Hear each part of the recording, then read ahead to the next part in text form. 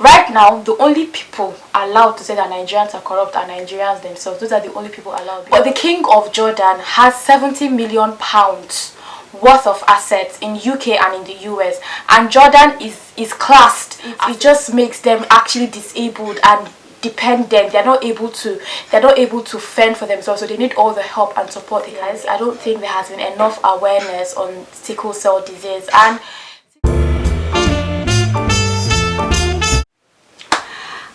hi everyone, welcome back to my YouTube channel. My name is Chisom. If you're new here, welcome, have a sit. Please make yourself comfortable, and if you're a returning subscriber, welcome back.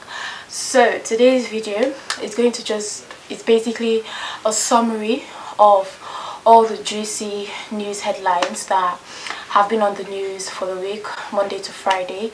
I just basically picked up like the interesting ones, or the ones I thought were interesting. And this is a little disclaimer: none of the content that I'm about to speak on are from me. They are all from BBC News.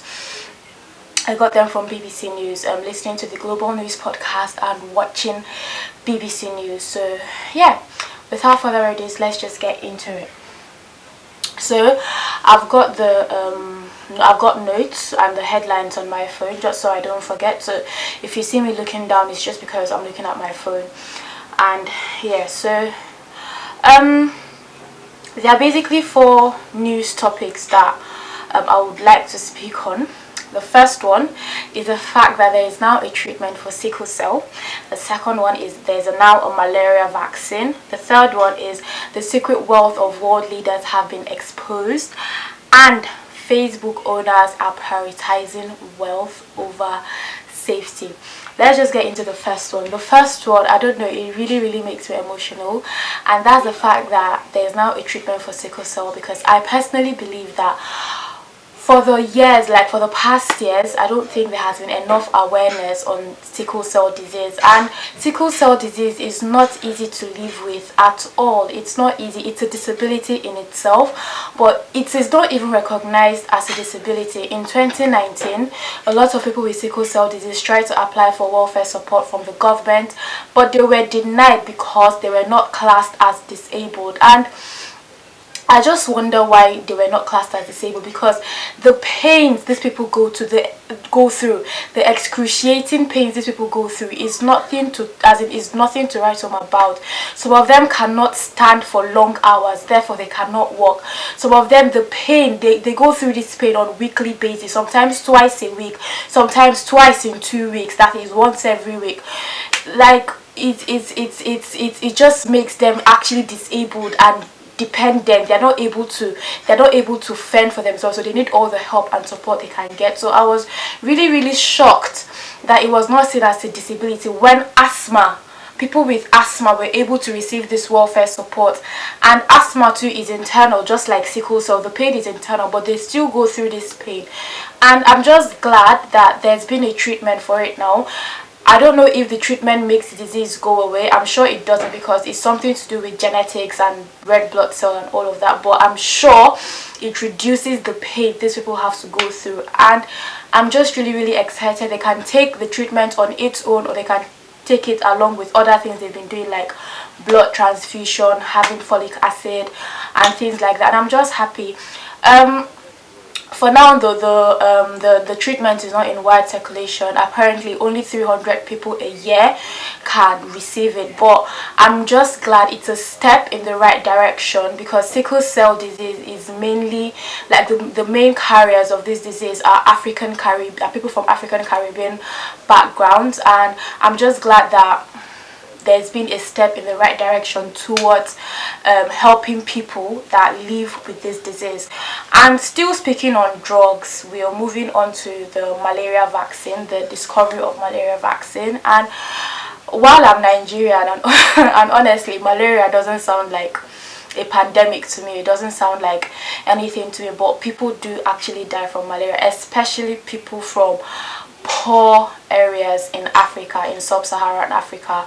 People do die from malaria, and malaria is actually destroys the blood cells. And if you already have a weak immune system and you get malaria, you're going to be more affected than someone that has strong immune system. So I'm just again, I'm happy and excited at the fact that there's now a vaccine. So it just reduces all the necessary evils that we have to go through in society, especially in the African society. And yeah, and getting malaria treatment these days, especially in Nigeria where there's inflation, is not even cheap. Like, malaria treatments are no longer cheap. So I mean, why not get your vaccine and just know that that is over and done with. Get you with your typhoid and chicken pox and other vaccines, and just know that that is over and done with. So there's not much to say about the malaria vaccine. So yeah, I'm going to move on to this one: the secret wealth of world leaders exposed. And what this just tells me is, you know how like everybody is really vocal, especially Western countries, you know, really vocal in saying that Nigerians are corrupt, Nigerian leaders are corrupt. The next person that comes to say that Nigerian people are corrupt will have it very hot with me. Right now, the only people allowed to say that Nigerians are corrupt are Nigerians themselves. Those are the only people allowed. Because are Nigerians on the list? Yes. But are we surprised they're on the list? No. Why? Because the things that Nigerian leaders get up to have been over amplified by the media. Even when they were speaking about it on BBC, they did not even mention those. In fact, I did not know that Nigerians were on the list until like I did further research and all of that. The only two people they spoke about was the King of Jordan and Tony Blair. And it's just and there were other people on the list as well, but it just goes to show that, see, every other country is just, every other politician in any other country, they are just as corrupt as Nigerians. Because let's face it, Tony Blair did not really break the law, because at the time when he got his assets, he didn't have to declare them to pay tax on them. And yeah, so I'm not even going to dwell on his. But the King of Jordan has 70 million pounds worth of assets in UK and in the US, and Jordan is classed as a developing or a poor country, and they receive aid from the UK and the US. And it's these people, I'm sure they are among people that say Nigerians are corrupt. Nigeria is like, there was an interview where a politician said, oh, Nigeria is fantastically corrupt. And the only problem I'm going to have with Nigeria, the only problem I have with Nigeria at the moment is that Nigerian politicians they're just so wicked that they made other countries look good. Other countries have used us to look good.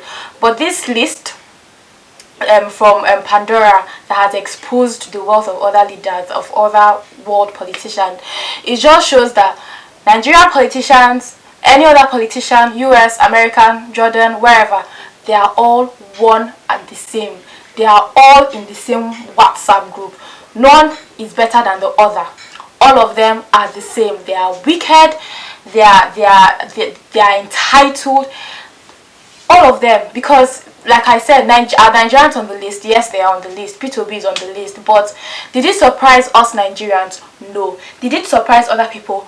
No, because we've been over amplified, and other countries have used us to look like saints, when in fact they are probably even worse off than Nigeria.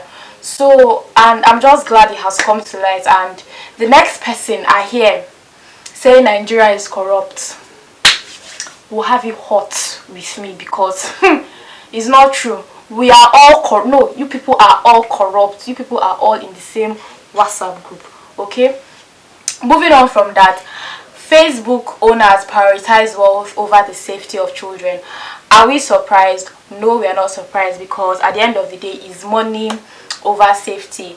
And I know in the news they were talking about how children that use social media are not being protected enough, because some children start like not believing in themselves. For example, children that don't like the way their body look, they see pictures of other people on social media, and it leads some of them into suicide. It leads some of them into doing things that they don't want to, that they are not meant to do. And yes, I know that Facebook should have a duty of care towards its users, especially children, because children don't know better. But also, I think just like Facebook owners have their own duty of care, I think the society we live in as well, because the things we promote in society, make it look right, make certain things look right. It makes some people promote, or having is being slim, being this particular shape, being this particular size is better than being that particular size.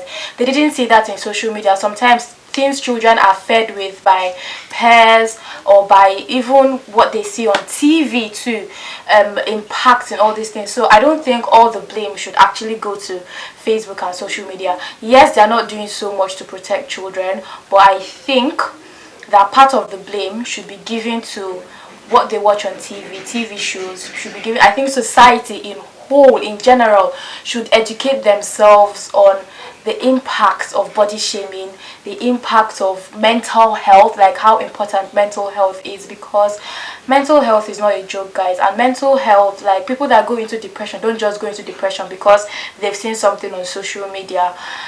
At the end of the day, who are the users of this social media? The users of social media are members of society. So even if social media takes certain things away that will not be able to make them say things that they're not meant to say, these people are still living with us in society. So I think what it is we all collectively as individuals need to educate ourselves and know that being fat does not make you less human, and being slim does not make you better than another person.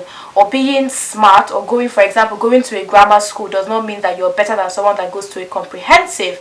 It's just things like this, to be honest. So I think yes, Facebook owners definitely share a blame in protecting children and not being able to protect children, but I think society too should teach themselves. Society should educate themselves on how to go about certain issues. And with that, I've come to the end of this video. If you enjoyed this video, please give it a thumbs up. Let me hear your thoughts in the comment section on all the headlines that I gave. And yeah, I'll see you in the next video. Bye.